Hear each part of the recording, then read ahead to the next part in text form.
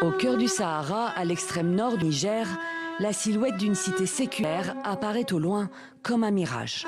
Le fort de Djaba, assiégé par le sable. Un peu plus loin, nichée dans une sublime palmeraie, se dresse une autre cité fantôme, la forteresse de Djado, entièrement faite de sel et d'argile.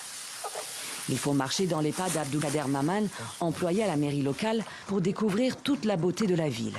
Ses murailles, à ses tours de garde, en passant par ses dédales de ruelles.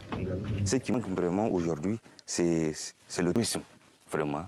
Et du coup, vraiment la commune ne profite pas de cet endroit, vu vraiment l'insécurité qui est là.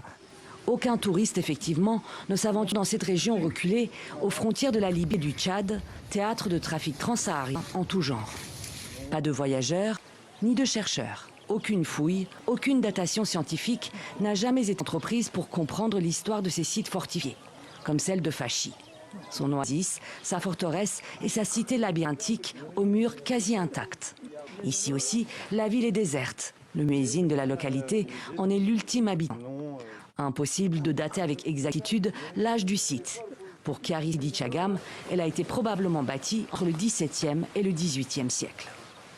Ce fort-là a été construit, je ne saurais vous dire avec exactitude quand même la date, mais on peut estimer ça au-delà de 200 ans quand même. Donc c'était des Touaregs, tantôt ben des Arabes qui viennent faire la razzia au niveau du village. Les sites fortifiés appelés Ksar servaient à protéger les habitants contre les razzias et les invasions qui ont dévasté la région pendant des siècles.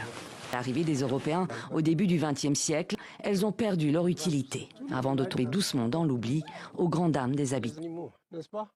Vous savez bien que les gens ont toujours passé, ils ont toujours dit qu'il est vraiment impératif et nécessaire d'écrire ce patrimoine de l'UNESCO. Donc, c'est pas... Et la population, vraiment, on serait...